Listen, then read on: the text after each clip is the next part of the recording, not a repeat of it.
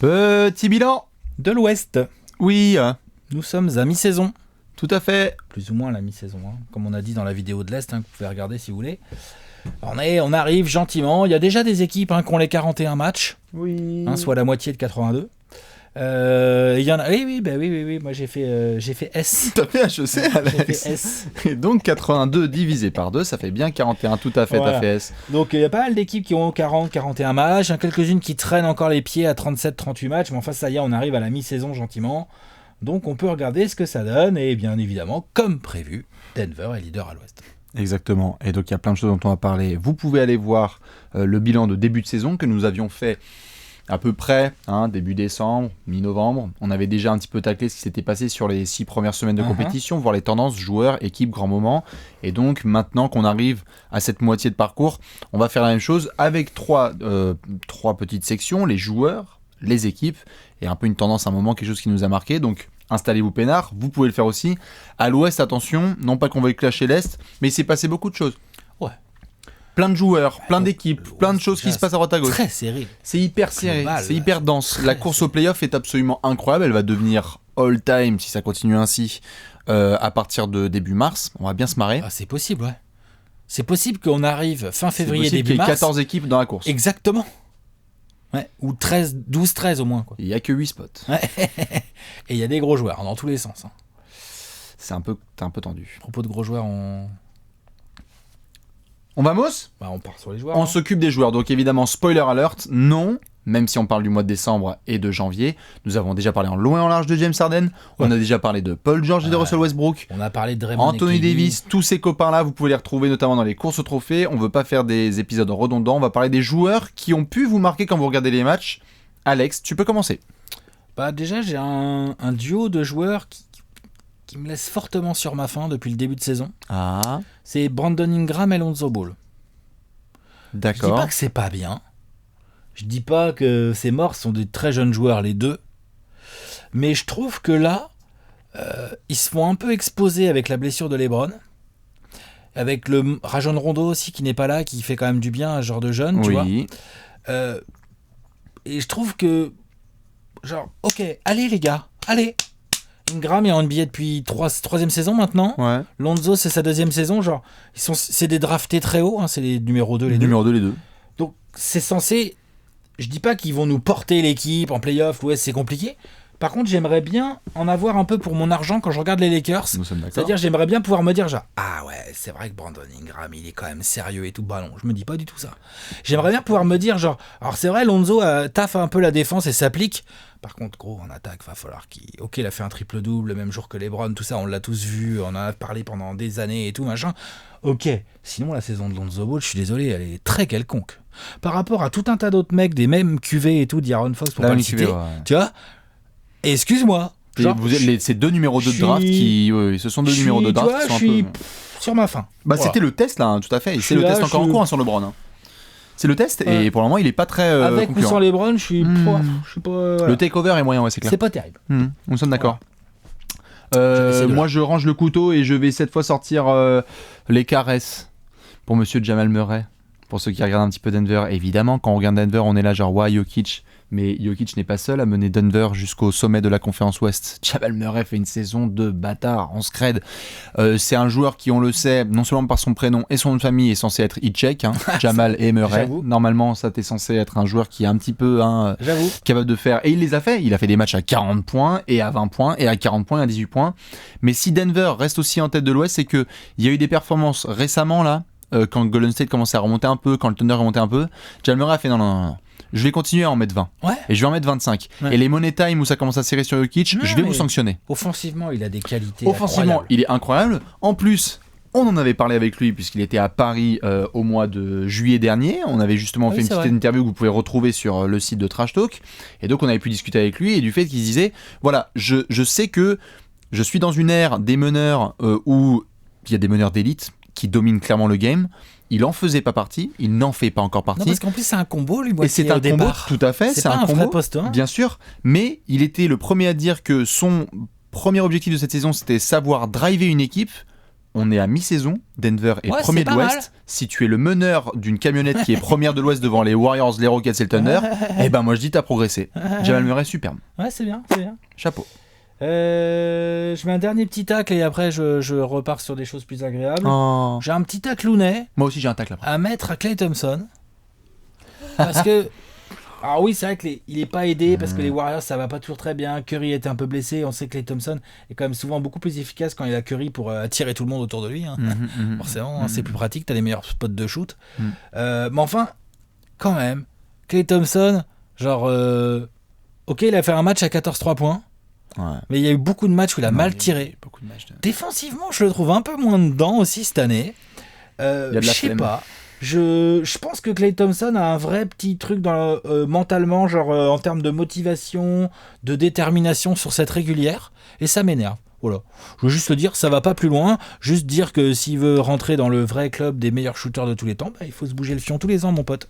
Tous les ans, il faut te bouger le fion. Il a un dernier année de contrat ou pas? Ouais, il est en dernière année de contrat, c'est vrai. C'est bizarre, pour un contractière, il est pas en train de faire rêver les GM là qui disent « Oh, ouais, il me le faut en franchise player. Je vais Hein. mettre ma blinde sur Klay Thompson. T'es d'accord, hein? Voilà. Et pourtant, quand tu regardes le scoring, tu te dis, ouais, il a augmenté encore sa production. Non, ça va, il met ses points parce qu'il a plein de ballons, mais les pourcentages sont... Bah, je sais pas. Je suis Non, bien sûr. Je suis pas... Je suis d'accord. Visuellement, je le trouve un peu plus pâteau que d'habitude. Je suis moins dans... Je suis d'accord. Je suis moins sur Klay Thompson cette année, je suis un peu déçu. Eh bien, il y a un garçon qui était épatant à dernière et qui est en train de souffrir clairement de l'arrivée d'un jeune phénomène. Nous sommes à Dallas, il s'appelle Dennis Smith Jr. C'est compliqué. Hein. Ouais. C'est compliqué pour lui parce que tu le vois drafté l'année dernière, il y a 1 an et demi. Il se draftait, on se dit, waouh, dans cette cuvée de meneur, putain, il fait une saison rookie quand même en Elle scred. est bien sa saison rookie. Et puis tu as Luka Doncic qui débarque et tu te dis, les deux quand même. Non pas que il faut être encore, je pense qu'il faut être encore un peu patient avec Dennis Smith Je suis Jr. d'accord. On Pas va facile ce qui lui arrive. Tout à fait. On va pas commencer à lui mettre un truc. Je veux dire, quand t'as un mec comme Luka qui arrive dans tes pattes, c'est Ils ont le compliqué. même âge ou presque, enfin tu vois, genre Tout c'est à fait. enfin, Et puis Luka, c'est pas et Dennis Smith Jr. c'est pas un spot-up shooter. Il lui faut Non. la balle dans les mains. Il faut qu'il apprenne à créer. Et tu sais clairement là, vu ce qu'est en train de montrer Doncic, que c'est avec lui que tu vas construire ton avenir.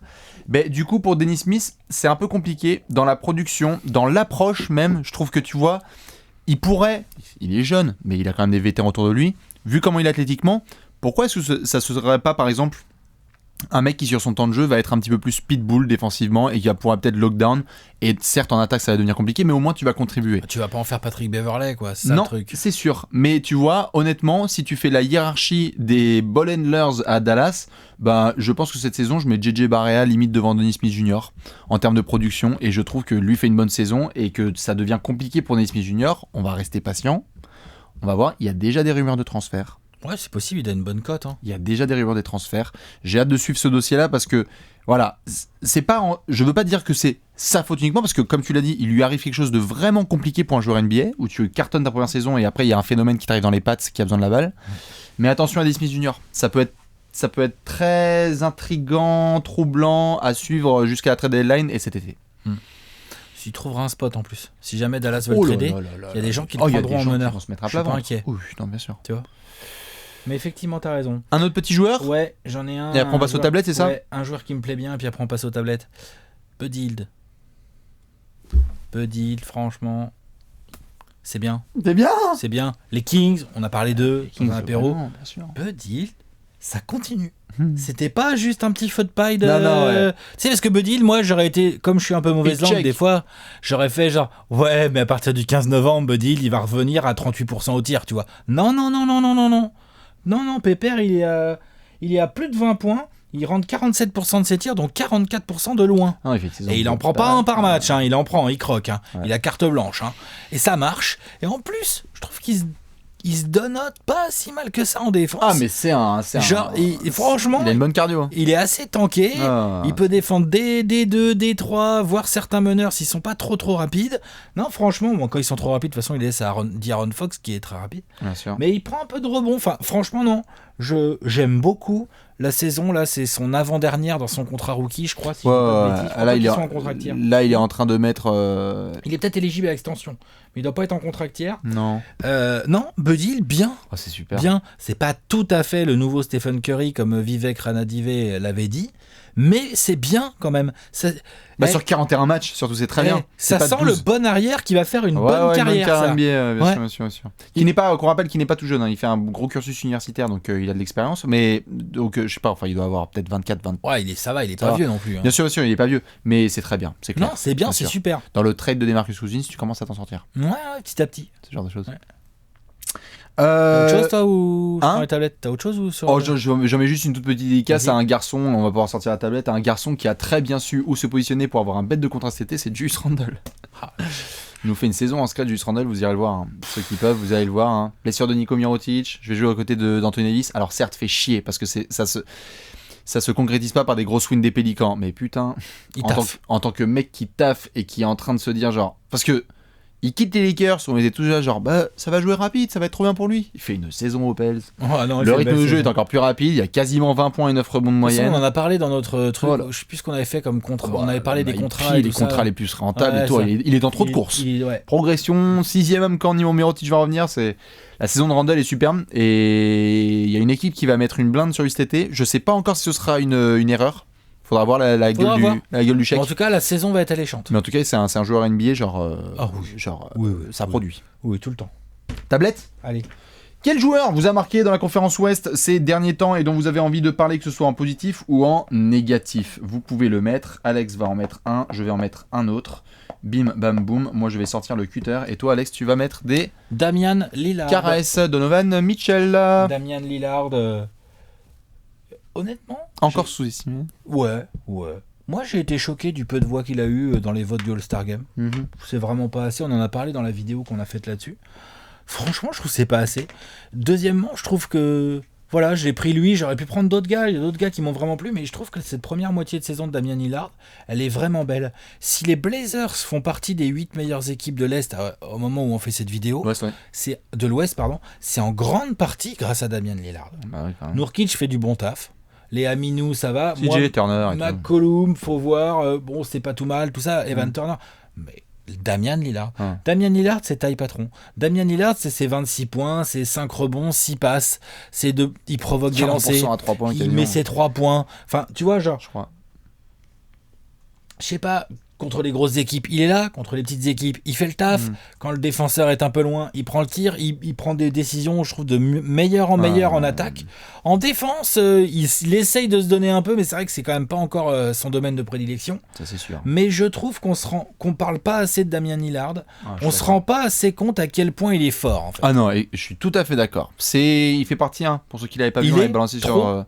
Tout à fait. Sur Twitter, on l'avait balancé. C'est un des 5 joueurs avec LeBron, Curry, Durant et quelques gars à être à 25 points de moyenne tous les ans depuis 5 ans. Genre, ça ne s'arrête pas. Non. Lillard met 25 points tout le temps. All day, all night. Et puis on en a vu, à part les derniers playoffs où les Pélicans ont vraiment réussi à le faire déjouer, mais sinon on en a vu des dispositifs tactiques entre guillemets anti-Lillard. Ouais. Tiens, mon pote, les prises à deux, il les gère de mieux en mieux. Je pense que les playoffs lui ont bien servi là-dessus d'ailleurs. Dès que tu lâches un peu d'espace, vraiment, il a amélioré son range. Encore, j'ai l'impression que maintenant, Lillard, c'est comme Curry, quoi. Genre à 9,50 m, c'est dangereux vraiment, quoi. C'est compliqué. Il drive mieux. Enfin, je sais pas, non, vraiment. Pure saison de Lillard. Sans ballon, là, il la lâche à McCollum, mais après, lui, sans ballon, il va bricoler en dehors dans les écrans et tout, non. Non, vraiment, énorme saison de Damian Lillard, il faut le dire. Et rien que pour lui, j'espère que les Blazers iront en playoff pour qu'ils puissent montrer à tout le monde à quel point il peut être clutch et il peut défoncer une équipe en playoff. Je suis bien d'accord. Voilà. Alex, il est à fond sur Lillard. Franchement. Ça va faire plaisir aux fans de Portland. Alex. Non, mais c'est vrai, les fans de Portland, ils disent souvent que je les critique, mais bien sûr, là, ils pourront rien dire. Ils pourront rien dire. Bim. Allez. Dans vos gueules. Les fans du Jazz, vraiment là, je pense qu'on va être d'accord quand même. Alors certes, vous allez peut-être un peu secoué parce que je vais en mettre une dose à Donovan Mitchell, mais soyons d'accord. Regardez pas les stats s'il vous plaît, parce que Donovan Mitchell, certes, il met encore ses 20 points de moyenne, mais c'est absolument pas le Donovan Mitchell de l'année dernière. Non. On n'est pas du tout sur le même type de joueur. L'agressivité n'est pas la même. L'irrégularité est totale. Il a eu une blessure ou qu'est-ce qui Il a eu des pépins physiques de début de saison, mais ça a rejoué. C'est irrégulier au possible. Il n'y a plus les coups de chaud de l'année dernière. Des coups de chaud où il y a des matchs où tu fais genre wow, ok, next Dwayne Wade. Là, ça parle plus d'un autre joueur dont je ne parlerai pas. Mais John Waiters. Mais évidemment, on ne va pas les comparer. C'est juste que statistiquement, si on regarde Donovan Mitchell, Dion Waiters fait exactement la même saison. Donc, par rapport à sa saison rookie, donc tu peux te dire, ok, il y a plein d'arguments qui peuvent prouver en quoi le Jazz fait pas une aussi bonne saison celle à laquelle on s'attend. Collectivement, ça marche moins bien. Donc, collectivement, ça marche moins bien. Et Donovan Mitchell est censé être le patron offensif de cette équipe. On l'a vu dès sa saison rookie. On s'est dit, bon, bah, pareil, dans les pronostics, on a mis Utah top 4, top 5, peut-être quelque chose comme ça, parce qu'on a vu leur playoff dernier. On s'est dit, genre, c'est impossible que Donovan Mitchell fasse moins bien. C'est moins bien, c'est irrégulier, ça a changé dans l'approche du jeu. Quinn Snyder, parfois, pète des plombs, parce qu'en plus, Pépère, il est capable en défense, et parfois, non pas qu'il se prenne déjà pour une star, mais. Parfois, il est un petit peu genre, je vais zapper des étapes, je vais pas défendre. Non, gros, c'est ta deuxième saison professionnelle en NBA. Ouais. Donc, il faut que tu prouves encore. Que tu prouves, comme on l'a vu avec certains sophomores qui ont dit, bon, bah, cette fois, je vais monter en température. T'as pas le temps, t'es à l'ouest. Quoi. Exactement. Le Jazz a besoin d'un Le Jazz a besoin, exactement. Et c'est là-dessus que je voulais terminer. C'est surtout Donovan Mitchell. Gros, si tu fais vraiment la saison à la hauteur à laquelle on s'attend, on parle pas de 30 points par match, mais juste être plus régulier, plus incisif et plus responsabilisé dans le clutch en disant les gars suivez-moi, on l'a vu à Détroit notamment comment ça s'est passé récemment, bah Utah va retrouver le spot qu'on attend. Parce que Rudy fait sa saison, parce que Joe Ingles fait sa saison, parce que Jay Crowder fait sa saison, parce que Korver, ça va, tu vois. Mais Donovan Mitchell l'a fait pas et je trouve que c'est un des joueurs qui, en tout cas par rapport aux attentes, me déçoit sur le début de saison. Ok. Nous allons passer aux équipes. Allez. Ta-ta-ta. Moi j'en ai qu'une. T'en as qu'une ? Enfin je peux en citer plein. Tu veux la mettre sur ta tablette tout de suite ou pas ? Non, je peux attendre. Je peux attendre comme tu veux. Bah vas-y, tiens, c'est quoi ? On les met sur les tablettes et puis après on va parler d'autres équipes si on les a, si on en a d'autres dont on a envie de parler. Parce qu'évidemment, on l'a dit, hein, je le répète, Rockets, Thunder, tout ça, etc. On en a déjà parlé en long et en large, donc non, on va pas se répéter. On va essayer de parler d'autres équipes, un petit peu, qui ont fait le boulot. Parce que c'est très bien Rockets et Thunder, mais il faut varier un peu dans l'assiette. Genre mettre des Spurs ou mettre nul. Ça marche bien, hein ? Voilà, t'es nul. C'est nul. Je sais pas si t'arrives à bien lire. C'est nul. On fait du Scrabble. Ouais. Dédicace Momoini. T'as pris les Spurs. Ouais, on fait les homers, quoi. Ouais. Ah, nul. Pas pour les mêmes raisons, par contre. Hein, je pense. Allez, vas-y, lâche-toi, Alex. Bah, c'est l'heure. Moi, je me relaxe. Ça. C'est Alex qui va parler des Suns. Quand on a fait les previews, là, je les ai pas mis derniers. Je les ai mis avant-dernier, je crois. Toi aussi, d'ailleurs. On a mis les Kings derrière. Bon. Difficile de prévoir que les Kings joueraient aussi bien et tout ça, donc ça, bon. Difficile de prévoir que les. Mais moi, la saison que sont en train de faire les Kings, c'est un peu le genre de saison que j'espérais pour les Suns. C'est très frustrant du coup. Non pas, moi j'adore voir les Kings du coup, mais du coup j'ai aucun plaisir à regarder les Suns cette année. C'est dégueulasse. Faut dire les mots. C'est dégueulasse. C'est une énorme erreur de ne pas avoir fait l'effort de trouver un meneur. C'est une erreur d'avoir laissé Ryan McDonough gérer tout l'été pour le virer 3 semaines avant le début de la saison, parce que finalement on va me dire ça n'a pas d'impact. Si, ça a de l'impact, ça déstabilise un groupe, ça déstabilise un coach, ça enlève de la confiance forcément. T'as un mec qui s'est fait drafter en 1 par un GM et tout, au fait de GM il est plus là, le mec a pas joué encore à NBA, enfin c'est n'importe quoi. Robert Sarver, on a fait un apéro il y a pas longtemps sur Glenn Taylor, waouh, je veux bien les mettre autour d'une table les deux là, bonjour le dîner de con aussi. Ça va pas du tout. On a Josh Jackson qui commence là tout doucement à nous pondre 1 ou 2 matchs pas trop mal, mais enfin sa première moitié de saison elle est pas belle par rapport à ce qu'on pouvait attendre après sa saison de rookie qui était intéressante. Ouais. Devin Booker quand il est là, ok, mais le problème c'est qu'il est régulièrement pas là, il se blesse. Alors au milieu de ça, oui, bon, DeAndre Ayton, 17 points, 11 rebonds, lourd quoi, au milieu de ce marasme. L'autre il peut péter un double-double, genre en plus t'as l'impression vraiment qu'il peut le faire en dormant pendant 15 ans. Il est vraiment énorme. Il est très fort. Il a peut-être pas le talent pur d'un diamant comme Luka Doncic, mais je pense qu'il peut faire une tout aussi belle carrière. Qui s'assume totalement. Ouais, exactement, je suis d'accord. Ça peut être monstrueux. Ça peut être une grosse carrière de big man monstrueuse. Mais en fait, le truc, c'est que du coup, en tant que fan des Suns, après les fans des Suns, je sais qu'il y en a beaucoup. Genre, dites-moi, mais genre, on n'en profite pas vraiment, on est un peu vert, quoi. On est dégoûté, il n'y a pas de création. Équipe la plus décevante, je pense, de la saison. Ça ne défend pas bien. On prend un match sur 2, on prend un bouillon de malade dans le premier quart. Et là, tu fais ok, bon, bah c'est bon, on est à moins 18, tu vois, genre, vas-y, tu vois, genre, fais chier. Ouais, il y a même des embrouilles avec Kokoschkov et des joueurs. Enfin, je veux dire, le bordel est total. Kokoschkov, là, ça va mieux, il paraît. Hein. Kokoschkov, il y a eu 2. Parce qu'attention, il y a de la tête de con en plus. Booker, Josh Jackson. Comment il s'appelle là, ils viennent de récupérer Kelly Oubre qui est quand même pas non plus réputé pour être un. Mais si, c'est un calme. Il a calmé ça, non? Donc voilà, t'as pris Ariza, bon, ça a pas marché, tu l'as tradé à la limite, pourquoi pas. T'as Tyson Chandler, tu l'as lâché contre rien. Ok, bon, je vois pas trop l'intérêt. Non, c'est hyper décevant. En galère de thunes. Tu vois, donc il y a énormément de choses qui vont pas. Et là où on pouvait espérer, genre que ça soit le début un petit peu de la remontée de la pente, quoi. Bah non, même pas. En fait, t'es toujours en train de creuser ton trou, bordel. Commence à être relou. ça commence à faire long, quoi. Tu vois, non, mais c'est vrai, les Suns. On sent toute la frustration. Non, Dernière fois en playoff, c'était 2010. Hein. Donc ça commence à faire chier, quoi. Malheureusement, je suis obligé de décerner le trophée d'équipe la plus décevante de la saison par rapport aux perspectives qu'on se faisait. Oui, parce qu'il y a des équipes qui jouent moins bien ou aussi mal. Il n'y a aucune équipe qui joue moins bien que les Suns. Mais je pense pas. Impossible. Je pense que vous êtes l'équipe qui joue plus. Les Bulls. Ouais, et à la limite, par qui jouent pas bien, tu vois. Ouais. Et ben ils jouent mieux que les Suns quand même. Bien sûr. Franchement, les Suns, c'est hardcore. Ils sont mieux construits. Jamal Crawford, il jack up sa vie entière. C'est Crawford, il shoot à 13%. Là. Moi, j'adore. Et encore, c'est notre meilleur créateur limite. Hein, quand c'est ouf, il a joué meneur, il a fait des 10 passes décisives. Donc là, non, c'est. Ouais, c'est frustrant. Je suis saoulé. J'espère vraiment qu'on va avoir un meneur. Un jour, un vrai, sans faire offense à Eli Okobo. Le pauvre Eli Okobo, tu vois. Genre, on a un Français qui a du talent, mais qui est jeune. Il se fait drafter par les Suns. On se dit, c'est pas mal. Vous lui mettez un contrat de 4 piges. Ouais, parce qu'on y croit, parce que Eli Okobo, quand il a un vrai temps de jeu, parce que pas un temps de jeu minable en bout de banc comme il a eu 2-3 fois, je te parle d'un vrai temps de jeu, quand Kokoschkov se dit, non, Melton n'est pas là, j'ai pas fait Anthony Melton, tu vois, enfoiré.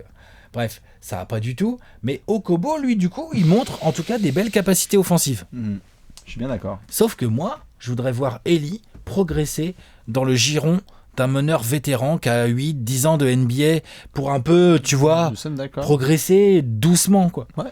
Voilà, donc ça fait beaucoup. Envoyez vos messages à Alex.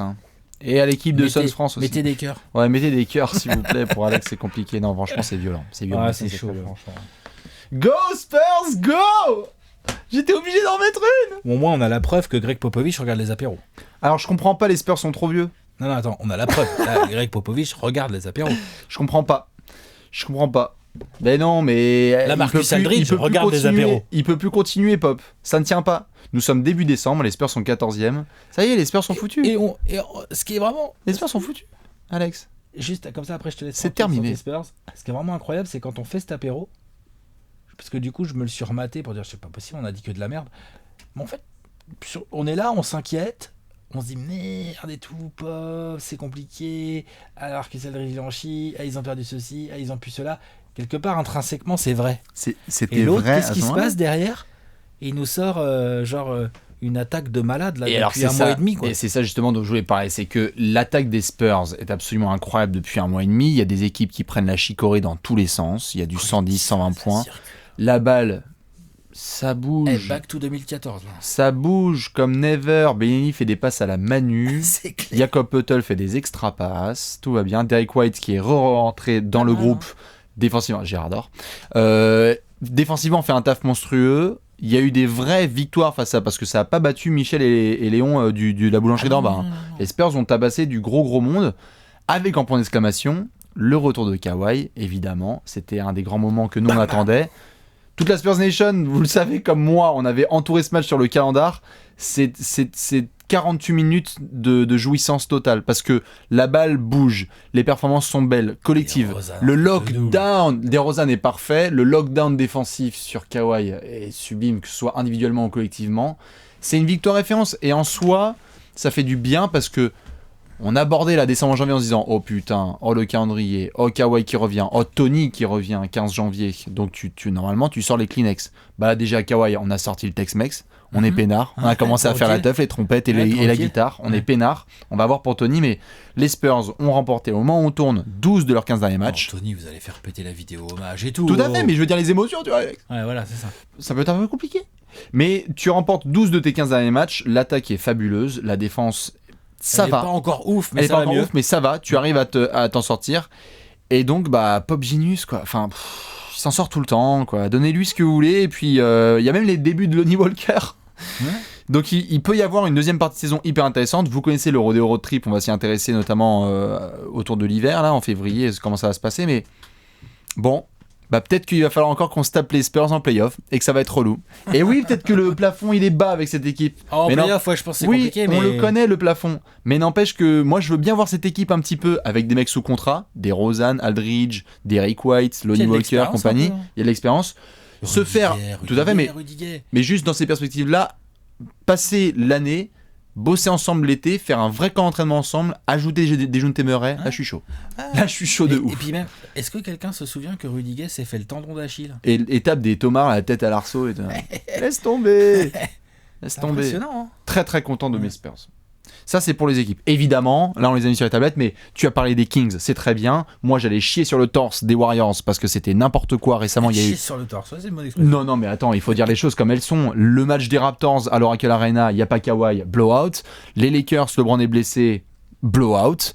Les Rockets viennent, il y a une équipe Z, on a dit Daniel House et ton cousin et mon frère qui ont joué et ça perd. Les Warriors aussi, il faut surveiller parce que c'est moyen et puis plein d'autres équipes dont vous pouvez parler. On termine sur une tendance. Allez, un moment. Petit moment. Allez. Là, on part sur quelque chose qui sort un petit peu des joueurs ou des équipes, quoi. Les coachs.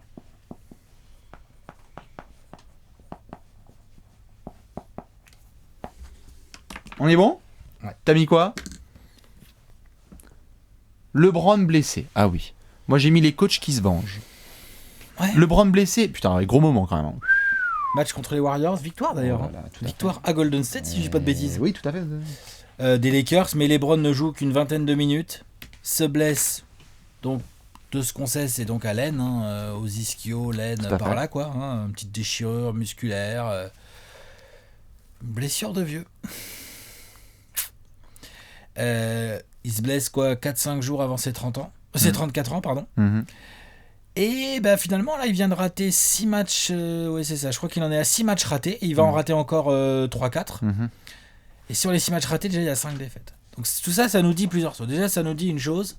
Oui, LeBron James peut se blesser pour plus de 10 minutes. C'est possible, ça peut lui arriver. Bien sûr. Et on n'est pas habitué, parce que d'habitude, Bien sûr. on est là, on fait oh, attends, il va au vestiaire, mais il revient, quoi. Tu vois Cyborg. Genre voilà, il branche la Bien pile sûr. ou il met la clé USB, enfin toutes les punchlines sont permises d'ailleurs. Mais non, LeBron blessé, LeBron vraiment blessé. LeBron est obligé de laisser son équipe. Du coup, son équipe, elle se fait complètement exploser. 6 matchs, 5 défaites.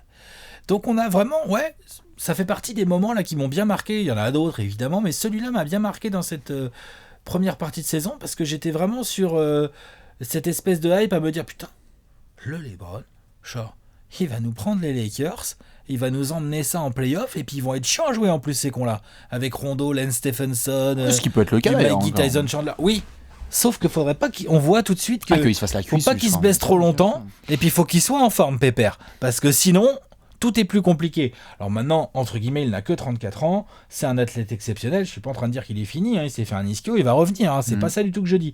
J'ai juste, ça se voit là, ça s'est vu fort, ça vieillit un peu, la carcasse, il faut l'entretenir, donc il va être un peu plus sujet aux blessures, donc les Lakers vont devoir aussi se construire dans une perspective de on peut pas faire jouer LeBron 36 minutes par match. Non, bien sûr. On peut pas lui filer le usage rate d'un James Harden ou d'un Russell Westbrook ou d'un Kawhi Leonard ou je sais pas quoi. Tu vois, genre, ou de Giannis, c'est plus possible.